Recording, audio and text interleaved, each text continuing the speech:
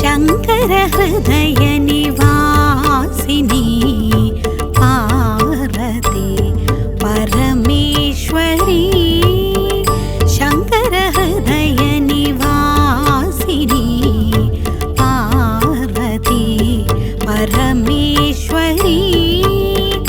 ఈ కాలంలో ప్రపంచంలో మన దేశంలోనే కాదు, లోకంలో అన్ని కంట్రీస్లోనూ ఉంది. ఎంతో భయంకరంగా, ఏమని చెప్పాలి, ఓ కార్చిచ్చులాగా వ్యాపించుకుంటూ వచ్చిన మహావ్యాధి ఉంది.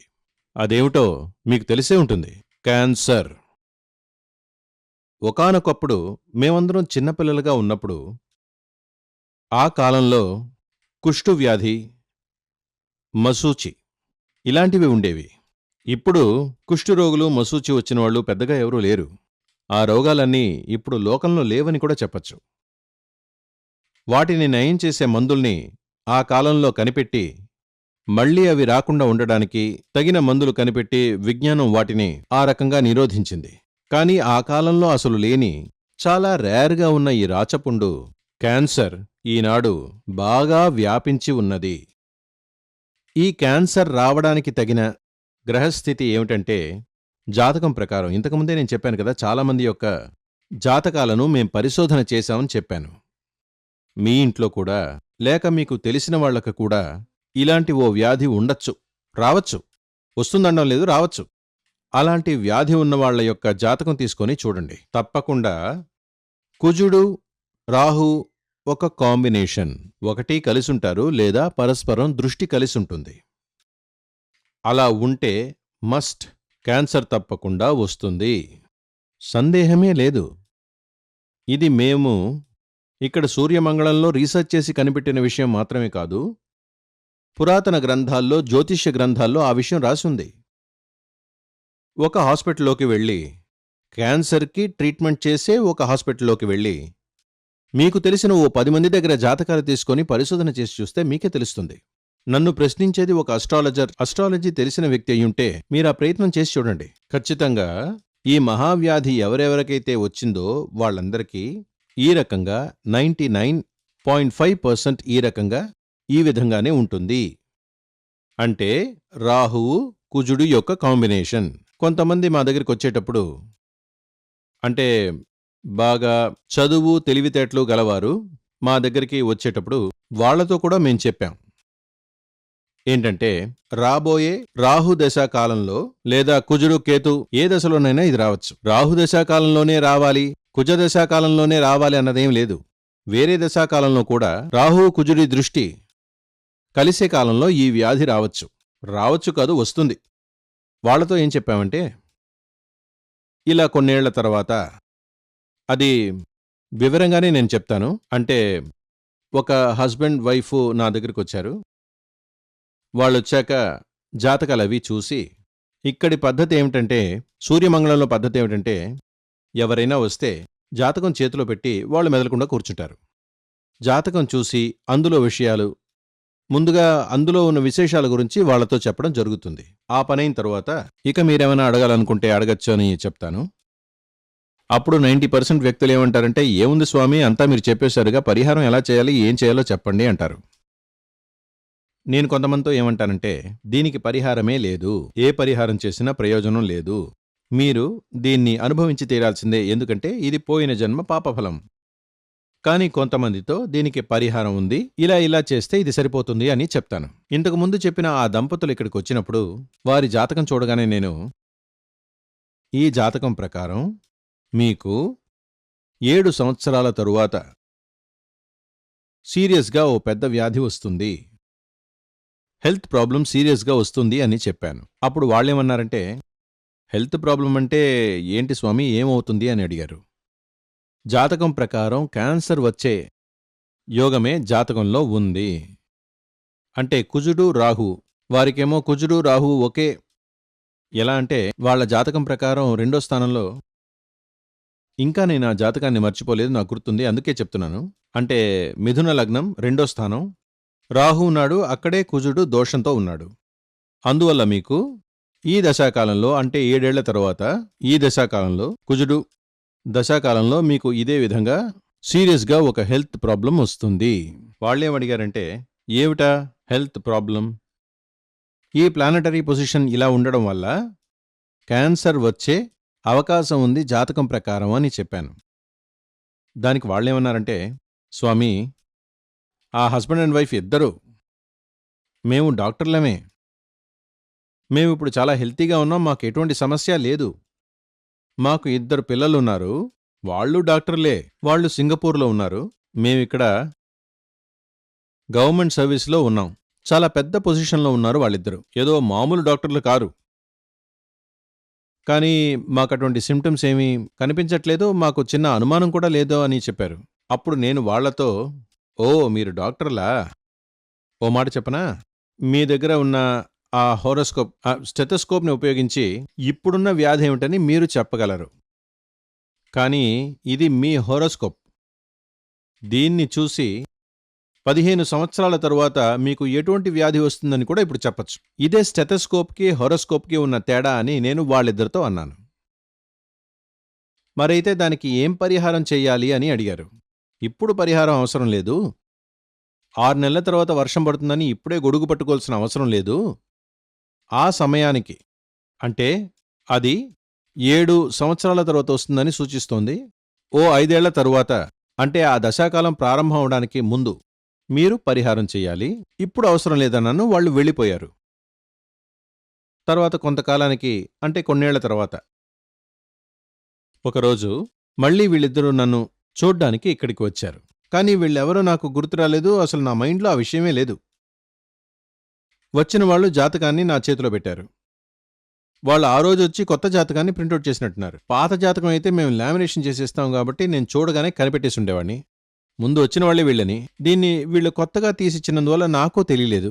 నేను జాతకం చూసి ఇప్పుడు టైం చాలా ఇబ్బందికరంగా ఉంది, కుజదశాకాలం ప్రారంభం కాబోతోంది, కుజదశాకాలంలో కుజుడి భుక్తిలో మీకు సీరియస్గా కుజదశ ప్రారంభమైంది, సీరియస్గా హెల్త్ ప్రాబ్లం వస్తుంది.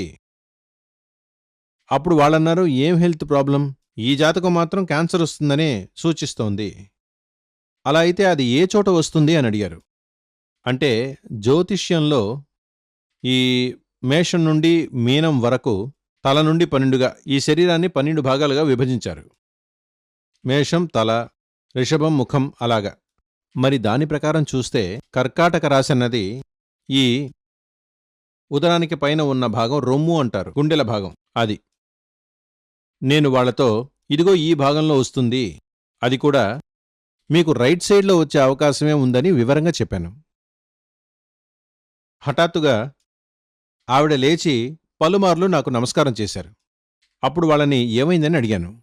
దానికి వాళ్ళు, స్వామీ, మేము 5-6 సంవత్సరాలకు ముందు ఇక్కడికొచ్చాం, అప్పుడే మీరు చెప్పారు మీకిలా క్యాన్సర్ వచ్చే అవకాశం ఉంది, దానికి కొన్ని పరిహారాలు చేయాలని మీరు చెప్పారు.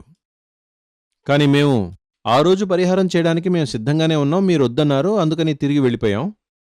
ఇప్పుడు మేము సింగపూర్ నుండి వచ్చాం, ఇప్పుడు నేను క్యాన్సర్ పేషెంట్నే, లివర్ క్యాన్సర్, లివర్లోనే నాకు క్యాన్సర్ వచ్చింది. మా పిల్లలు అక్కడ ఉన్నందువల్ల నేను ట్రీట్మెంట్ తీసుకుంటూ వాళ్లతో అక్కడే ఉన్నాను. కానీ దీని నుండి తప్పించుకోలేమోనని భయంగా ఉంది. అందువల్ల ఇప్పుడు కొంచెం గుళ్ళు గోపురాలు తిరిగి చూడాలనిపించి మేమిద్దరం బయలుదేరి ఇలా వచ్చాం.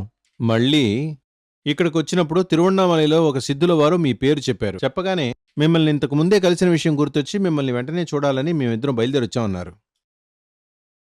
దీనికి పరిహారం ఏమిటి అంటే, అసలు భయపడాల్సిన అవసరమే లేదన్నాను. ఇది పరిహారం చేస్తే క్యూర్ అవుతుంది. ఎందుకంటే జాతకంలో గురుదృష్టి ఉంది వారికి. ఈ దోషమున్న రాశిలో గురుదృష్టి పడింది, లగ్నాధిపతి బలంగా ఉన్నాడు. పరిహారం చేయండి, 100% క్యూర్ అవుతుంది అని చెప్పి 3 టైమ్స్ 3 సార్లు మృత సంజీవిని హోమం మళ్ళీ మళ్ళీ మళ్ళీ నేను రిపీట్ చేశాను. వారికి నయమైంది, సంతోషించారు, తిరిగి వెళ్ళిపోయారు. 3 సార్లు చేయబడిన ఈ పూజ అన్నది ఒకరోజుది కాదు, ఒక పూజకి 7 రోజులు పడుతుంది. వాళ్ళిద్దరూ ఇక్కడే 4 రోజుల పాటు ఇక్కడే ఉండి, అంటే సూర్యమంగళంలోనే ఉండి పూజంతా ముగించుకొని వెళ్లారు. తర్వాత సంవత్సరం దాకా వీళ్ల గురించి ఏ కబురూ లేదు. బతికే ఉన్నారా లేదా కూడా ఏమీ తెలియలేదు. 1 సంవత్సరం తరువాత మళ్లీ వాళ్ళు ఇక్కడికొచ్చారు. వచ్చేటప్పుడు ఒక జాతకం తీసుకొని వచ్చారు. ఇంకొక ఆవిడ వీళ్ళతో వచ్చింది. వీళ్ళని చూడగానే నాకు అర్థమైపోయింది. అప్పుడు నేను అడిగాను, ఇప్పుడెలా ఉంది మీ హెల్త్ అని అడిగాను.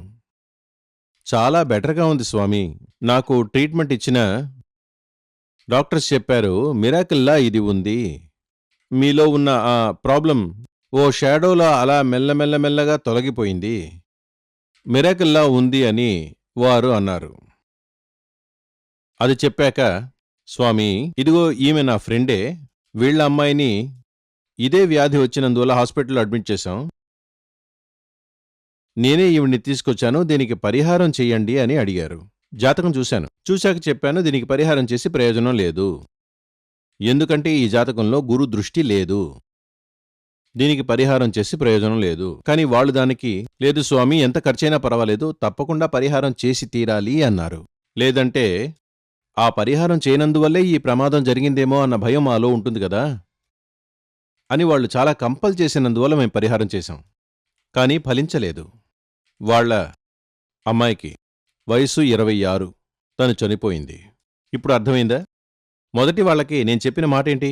ఫస్టే నేను చెప్పాను, దీనికి పరిహారం చేస్తే 100% క్యూర్ అవుతుంది అని. ఎందుకంటే పరిహారం చేస్తే క్యూర్ అవుతుందని జాతకమే చెప్తోంది. తరువాత వచ్చిన వాళ్ళు ఎంత ఖర్చు పెట్టడానికైనా సిద్ధంగా ఉన్నారు. దానికి పరిహారం చేశాం. కానీ 3 పూజలు చేయలా. ఒక్కసారి సంజీవని చేశాం. పూర్తయ్యేలోపే పాపం ఆ పేషెంట్ చనిపోయింది. అంటే దోషాలన్నవి వస్తే వాటికి తగిన పరిహారాలు, ఖచ్చితంగా వాటికి ఏమి చెయ్యాలో అవి చేస్తే చాలు, తప్పించుకోవచ్చు. కానీ అన్ని వ్యాధులు, అన్ని దోషాలు పరిహారాలతో మార్చచ్చు, నయం చెయ్యొచ్చు అని చెప్పేటట్టయితే అది మిమ్మల్ని మోసం చేస్తున్నట్టే. అలాంటి మాటల్ని మీరు విన్నా పట్టించుకోకూడదు. ఏమిటి దోషం? సకల దోషాలకి నా దగ్గర పరిహారం ఉంది, నా దగ్గరికి రండి అని ఒకటి చెప్తే పోరా అనేయాలి. ఎందుకంటే అదంతా ఈశ్వరుని చేతిలో ఉంది, భగవంతుని చేతిలో ఉంది. అసలు దోషం పోతుందా? అది జాతకం చూడగానే తెలుస్తుంది. ఎటువంటి దోషానికైనా గురు దృష్టి ఉంటే అది ట్రీట్మెంట్ చేయించుకొని పరిహారం చేసి దాని నుండి బయటపడచ్చు అని అర్థం. అది లేకుంటే పరిహారం చేసి కూడా ప్రయోజనం లేదు. మీరు వెతుక్కుంటూ వెళ్లిన ఆచార్యుడు ఉత్తముడైతే అతనే చెప్తాడు, దీనికి పరిహారం చేయండి తప్పకుండా నయం అవుతుంది. లేక ఏమంటారంటే, దీనికి పరిహారాల్లాంటివేమీ లేవు, పోయిన జన్మలో చేసుకున్న పాప ఫలితం అనుభవించి తీరాల్సిందే, వచ్చే జన్మలోనైనా మంచి జరగాలన్న దానికోసం భగవంతుణ్ణి అనునిత్యం ప్రే చేయండి అని చెప్తారు. శ్రీ జగన్మాతా దేవి బగళాముఖి సమస్త భక్తానాం సర్వాభీష్టం సాదే సాదే హ్రీం ఓం స్వాహ. శ్రీ సూర్యమంగళం అద్వైత వేద విద్యాపీఠంలో తాంత్రిక పూజల్లో సిద్ధహస్తులైన ఎందరో ఆచార్యులు అమావాస్య, పౌర్ణమి రోజుల్లో ప్రత్యేక యాగాలు నిర్వహిస్తారు. ఈ యాగాల్లో పాల్గొనడం ద్వారా తల్లి శ్రీ బగళాముఖీదేవి అనుగ్రహం వల్ల సర్వదోషాలూ పోయి సకల సౌభాగ్యాలు మనకు కలుగుతాయి. శ్రీ సూర్యమంగళం అద్వైత వేద విద్యాపీఠం జ్యోతిష్యం, ప్రశ్నలు, వాస్తు, తాంత్రిక పూజలు మరియు వేదయాగాలు నిర్వహిస్తారు. సంప్రదించవలసిన నంబర్ 7305442299 7305442299. చెన్నై, కోయంబత్తూర్, బెంగళూరు, హైదరాబాద్, విజయవాడ, ఢిల్లీ, ముంబై, తిరునల్వేలి, టెక్సాస్.